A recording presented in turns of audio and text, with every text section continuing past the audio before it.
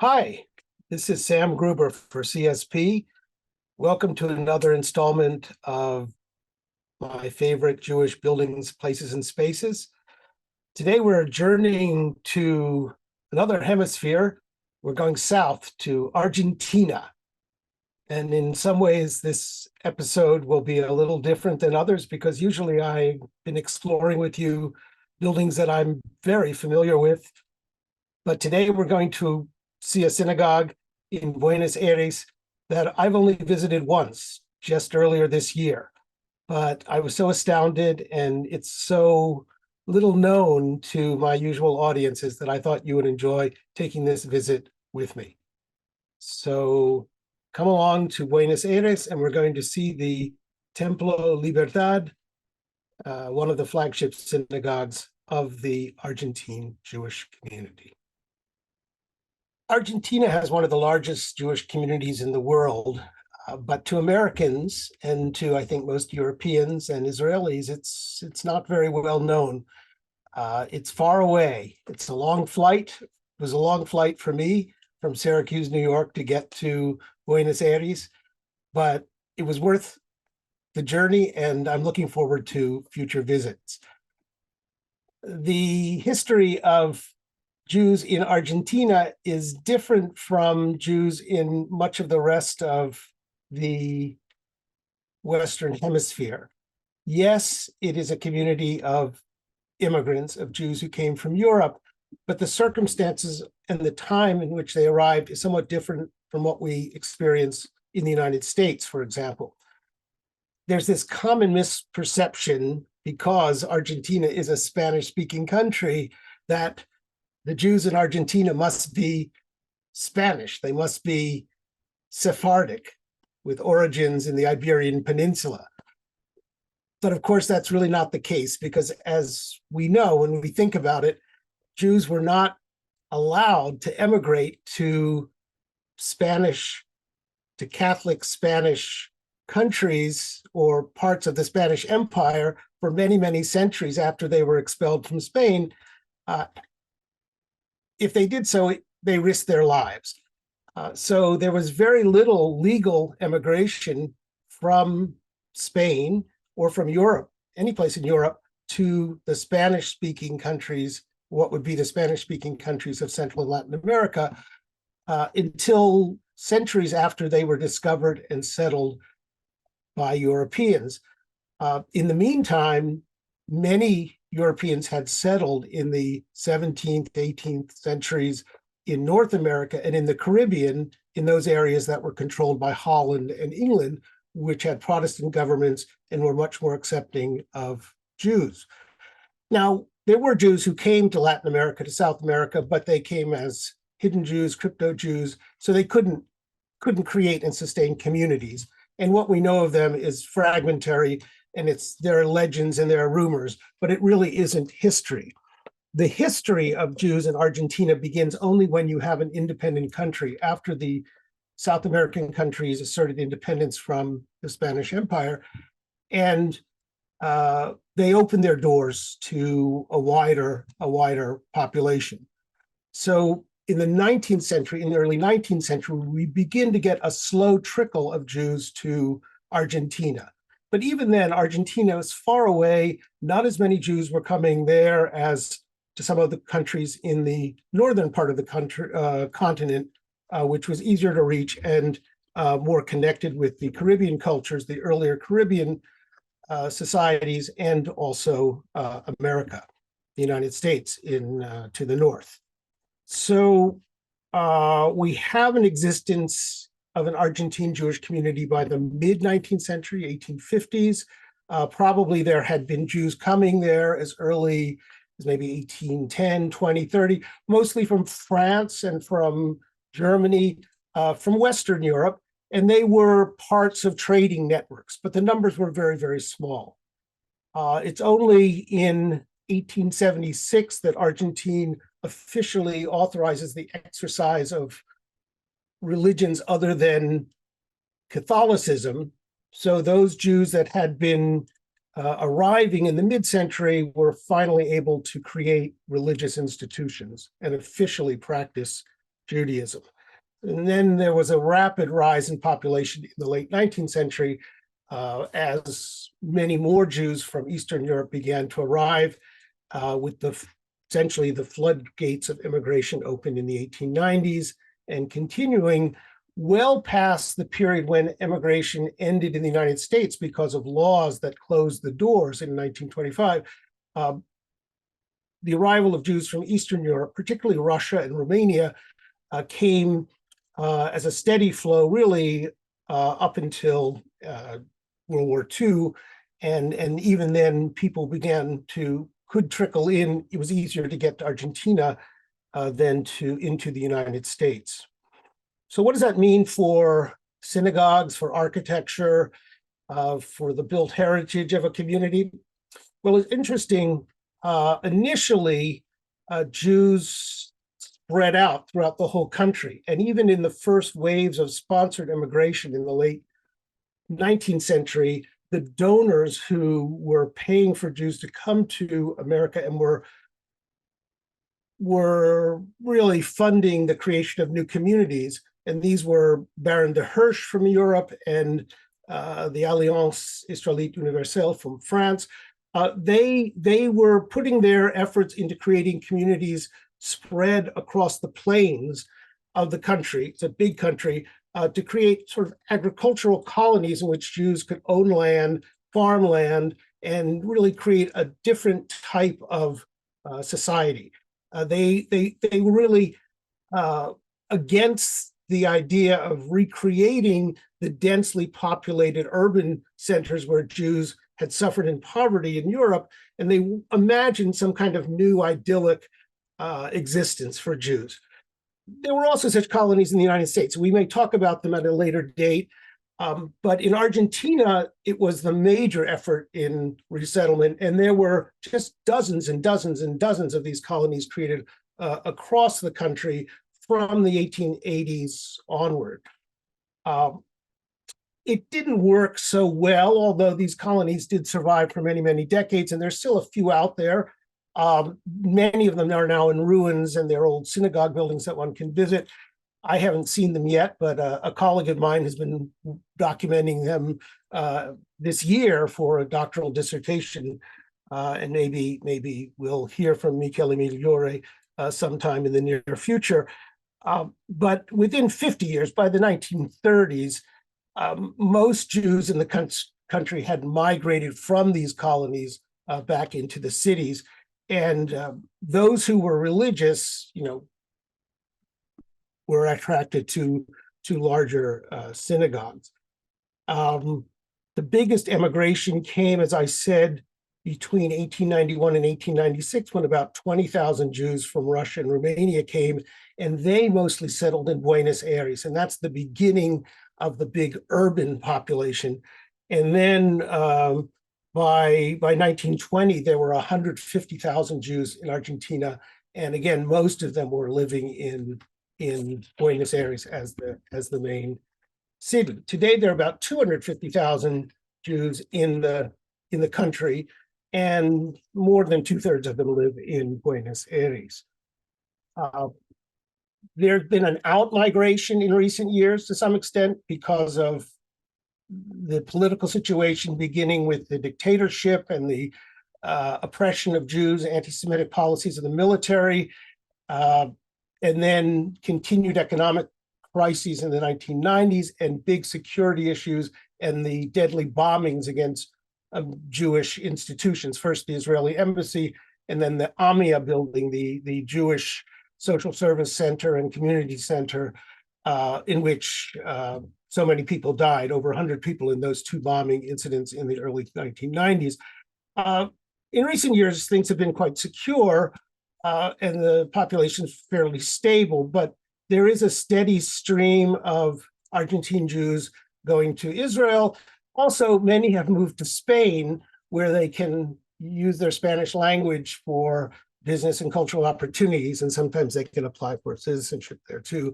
And once they're in Spain, they're in the EU. So that's a background. Let's jump into the buildings.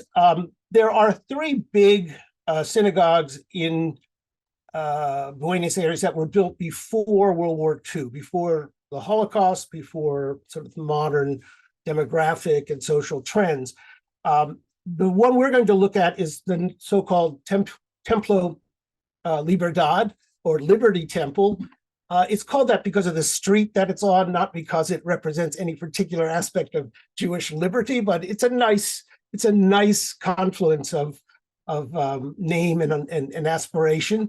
And this was founded by the Congregation Israelite de la República Argentina, which was the first Jewish community in Argentina, founded in the 1860s. The building itself was begun in the 1890s, but it took a long time to build, and there were many changes because the rapid expansion of the local Jewish population required an enlargement, and it really wasn't dedicated until 1932. Most books describe it as 1932, and in many ways it looks like buildings that we know from Europe and America from the 1920s. It's one of these big, sometimes called a cathedral synagogue or a flagship synagogue, and it looks very much like some of the urban churches of that time. For us in this series, I guess it's closest to the Temple Synagogue that we saw in Krakow a few weeks ago. And Krakow was a building for the progressive or liberal Jewish population, so-called Postapova synagogue. And this synagogue for the CIRA, the Congregación Israelítica de la República Argentina, also represented that same sort of more modernizing trend. These were the first Jews who came to Argentina, and they were the least connected with older European traditions, and they were the most willing to innovate. And they innovated for, I think, ideological reasons, but also for practical reasons to survive in this largely Catholic environment. So we see it today in a block of mostly 1930s buildings. And it's, if you can see my cursor, it's this big building in the center of the block with the big tablets of the law, the 10 Commandments at the roof line. It overlooks a very large square, the Plaza Laval. And this neighborhood was once very Jewish, but it developed commercially, and now it's a big, bustling center for business and banking, and it's not as residential a neighborhood as it was, and almost all the Jews have moved to outer neighborhoods, not quite suburban, but some of the barrios, these neighborhoods scattered around the large city of Buenos Aires, some very beautiful neighborhoods like Palermo, and Jews live there now today. But the temple continues. It almost closed in the 1990s, but it was revived. It's gone through a kind of administrative evolution. So now it is affiliated with the Reform movement in America. So it has continued its path toward a kind of liberal, egalitarian type of Judaism. And in Argentina, that's quite unusual because Argentina always remained with only two choices for Jews, a very traditional orthodoxy for most people, particularly the Eastern European immigrants who came, or a total rejection of organized religion and embracing a secular liberal lifestyle, in part because it never developed this in-between way that became so popular in the United States for the conservative and reform movements of modernizing Judaism to keep people in synagogues, to keep people in organized religious institutions, emulating Protestant worship. In Argentina, the model was only Catholicism and this sort of strict doctrine of a very, very authoritative church. And the Orthodoxy tended to mimic that in some way for Jews, and there was no third way. And only in recent decades has a kind of new, more modern, embracing many types of people, more open Judaism shown itself, but it's still not the major force in Argentine Jewry. Here we see a picture of the previous building, and I confess, in the last several weeks, I've been looking for the actual history of this early building, and this was clearly replaced by the Templo Libertad that we're going to see in a minute. It's not clear to me whether this was on the exact same spot and this was actually the origins of the existing building, or this was a different address on Libertad. But you can see it's a Moorish type building, typical of architecture of the late 19th century. It has what we call a central facade dome, and it has some kind of decoration where you have different color, what we call voussoirs, the stones around the main arch, to give it a very exotic oriental look. And this was a common type of building that was borrowed from European sources. And we'll see some examples of that, I'm sure, in some future visits to other buildings. But today you can see this building has been replaced by a more robust design. Rather than lots and lots of busy arches, we have this one big central arch. And instead of the dome up front, we have the tablets of the law. But a kind of nod to medievalism is still there. We have what are called corbel tables, these rows of arches along the roof line, which are typical of Romanesque buildings. And this was a favorite device in synagogues all over Europe and America from the mid-19th century, really into the 1930s. So both of these buildings, if you didn't know their context, you could place them in either France or New York or Philadelphia or Germany. They're really of a kind that is very familiar among Jewish communities, the world Jewish communities in the early 20th century. There's some great views from the park. This is looking through the trees and seeing the tablets of the law. It's always worth noting what's included on the tablets of the law, the Decalogue, or the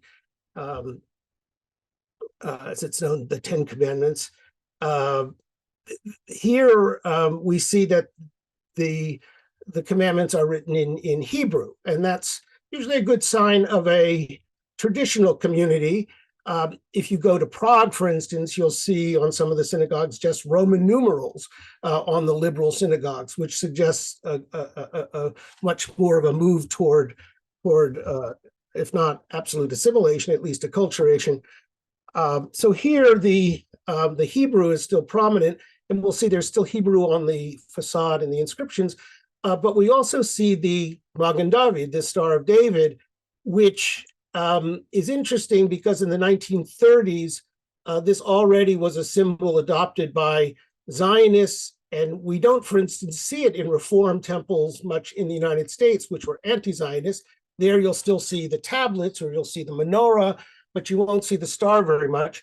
But in Orthodox and other Zionist congregations throughout the world, you'll see the Magen David becoming more and more common, and of course it will be adopted in Israel after independence as a sign of the country. So we get a mixed message here. It's hard to understand entirely, but we suggest there's ties to traditionalism and also some interest in Zionism. This, of course, was finished in 1932, so Zionism, the movement was well underway. And the Balfour Declaration, was had really excited populations around the world after 1917. In the center, the star is even more prominent under the arch, and we get that big roundel.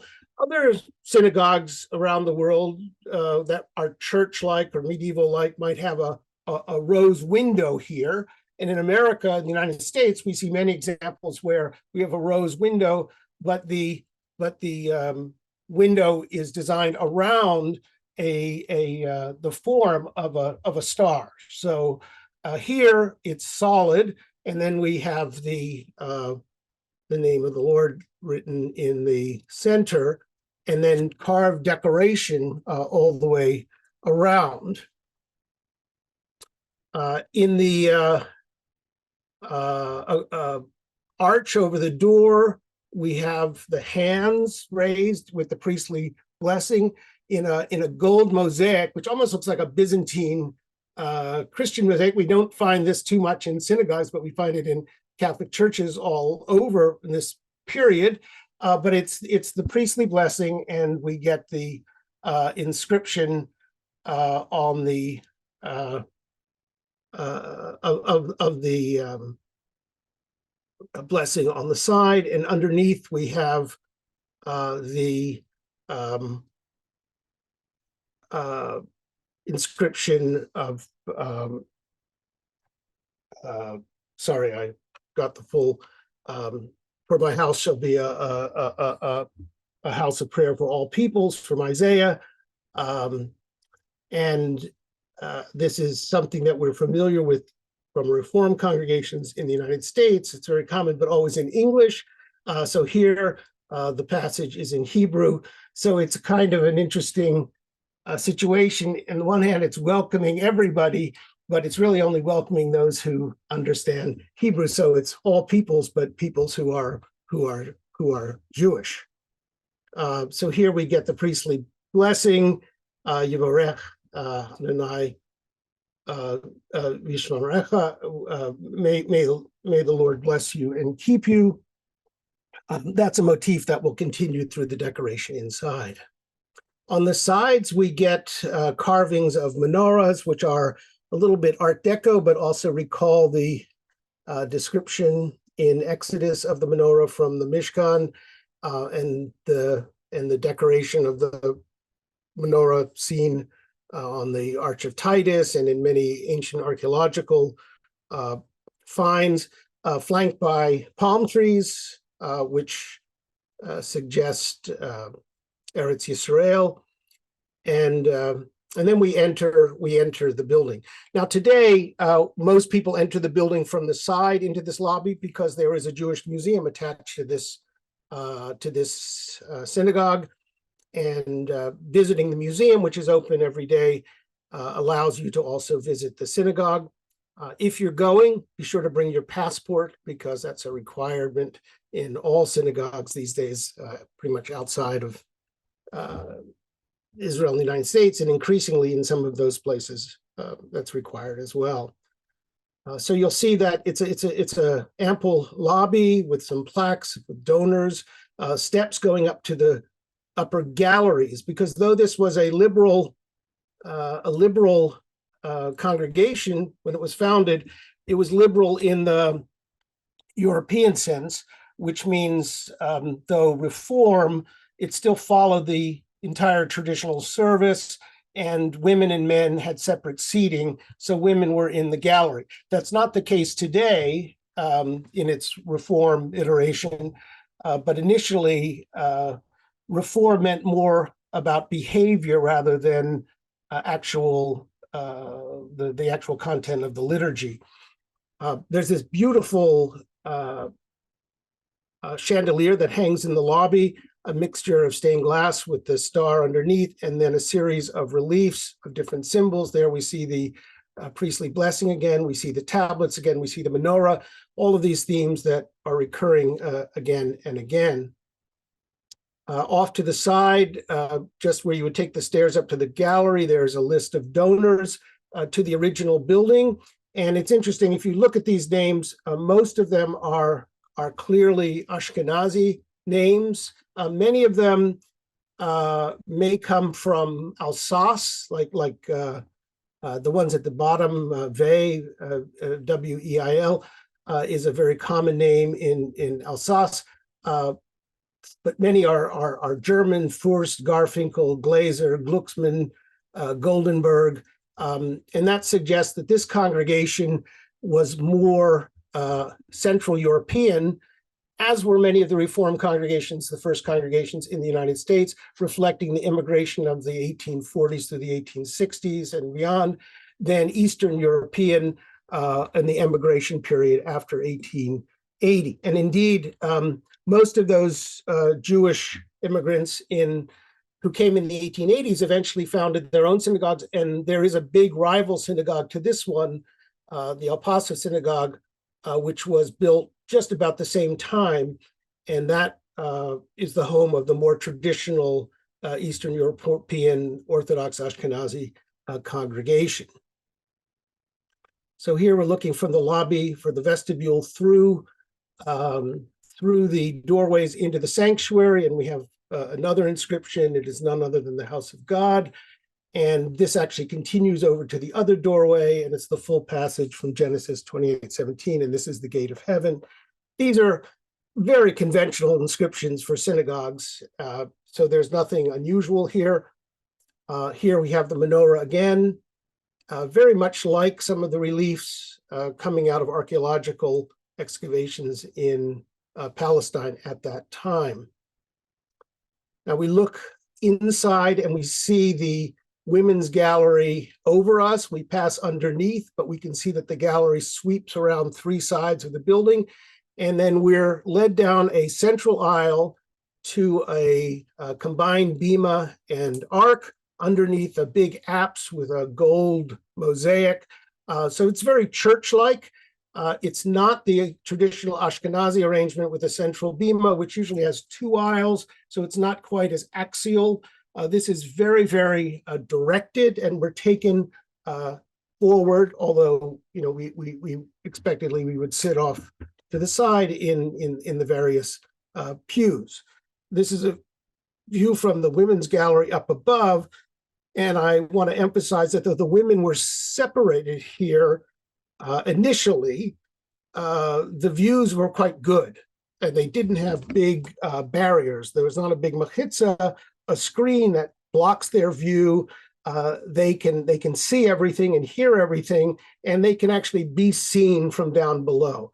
And this is the accommodation that the first Reform or progressive synagogues make before they begin to mix seating in conservative and Reform congregations.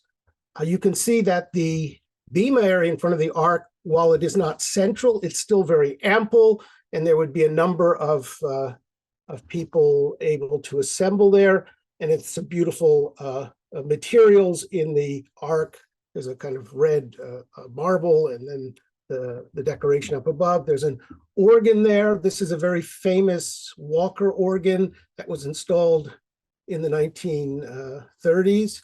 Apparently it came from Germany, and there are only a few left of this type in the world because most were destroyed during the Holocaust. The construction is interesting because it's concrete and stone and plaster, but there's a lot of concrete here. It's really an engineering work as much as a architectural one. And we know the names of the architects and engineers, and I've not been able to find much out about them at this point, but I know that the contracting company was at least partially owned by members of the Jewish community, I think, and it may be that Gantner was Jewish. I don't know. I'll have to look into this a little bit more. So here we have a closer look at the ark, and you can see the Shema is written underneath the apse, and then we have "Know before whom you stand" on the ark. Again, very, very typical conventional inscriptions, and that's puts this in, kind of a world group of buildings. The decoration is part Byzantine and part Art Deco. It's really quite dazzling and quite unusual because, again, most synagogues don't have apses and half domes, though some do, and we see that in the 19th century in Europe a lot. But most of them don't have much mosaic. But if you go to Temple Emmanuel in New York, for instance, you'll see beautiful colored marbles of the same type, and you'll see mosaic.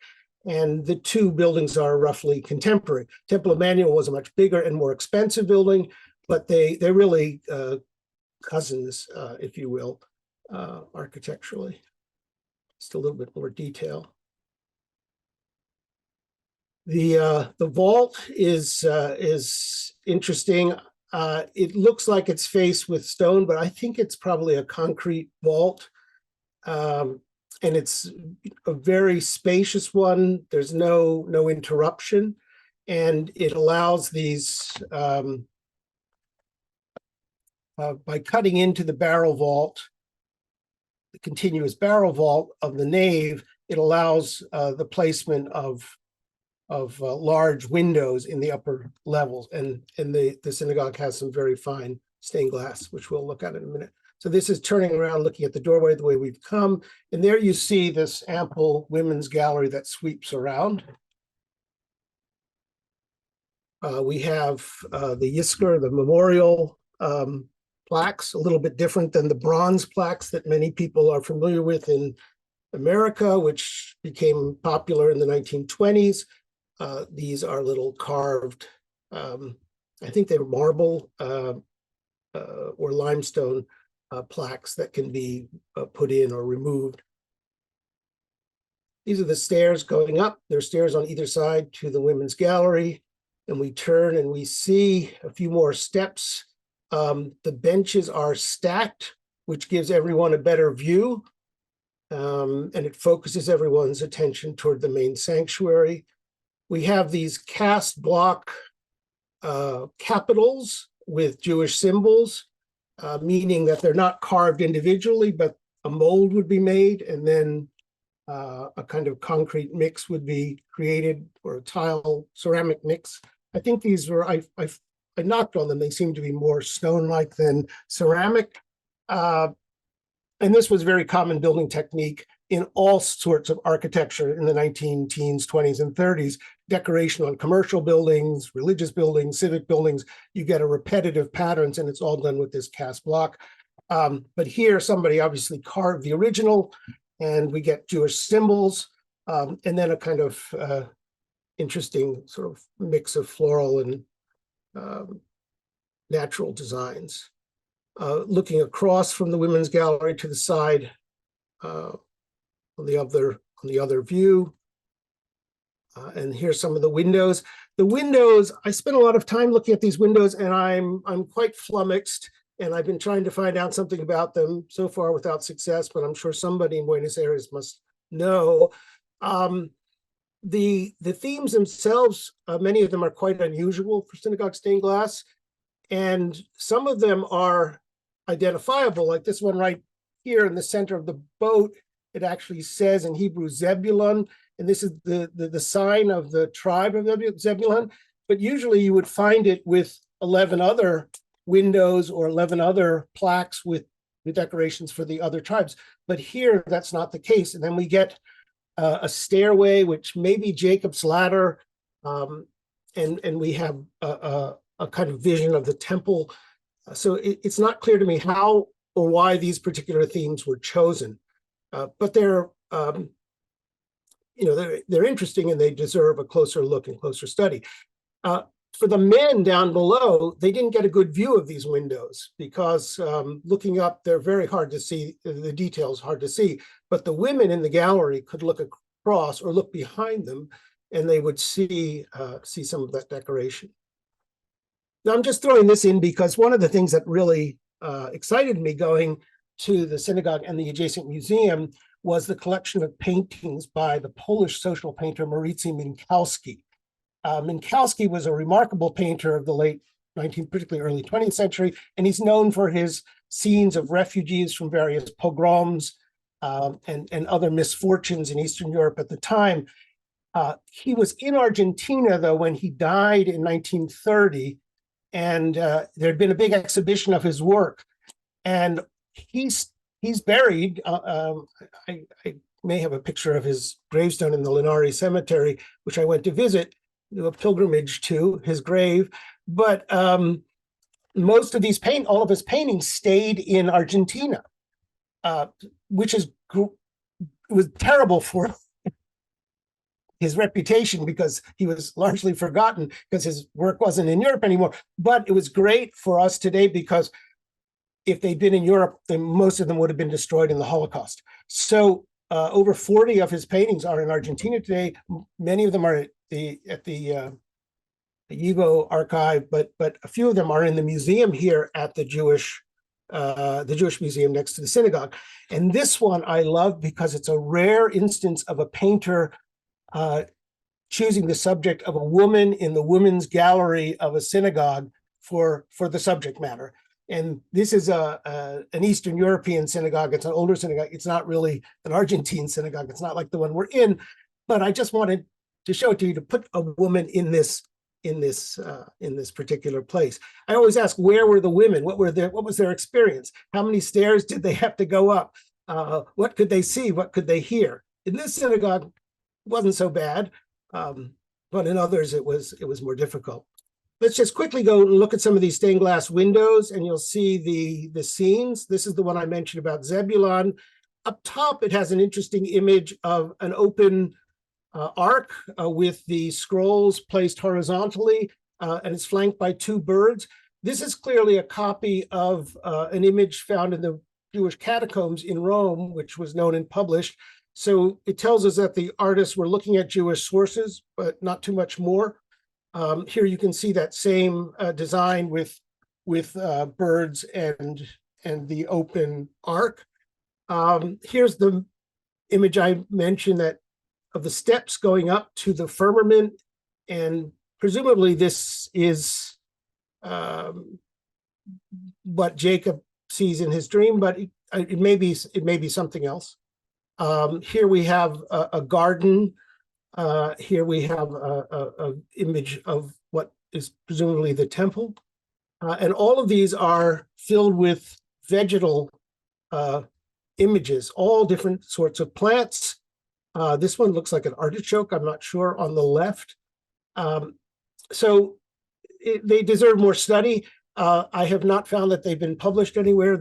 I couldn't find any pictures of them until I took these, but I may be wrong. There may be sources in Argentina that I'm not aware of. But there are not that many publications in Spanish or English that deal with this Argentine Jewish built heritage. So, we'll see if we can learn more. And then, so let's end here. This is the interior again, and where we can spend some time.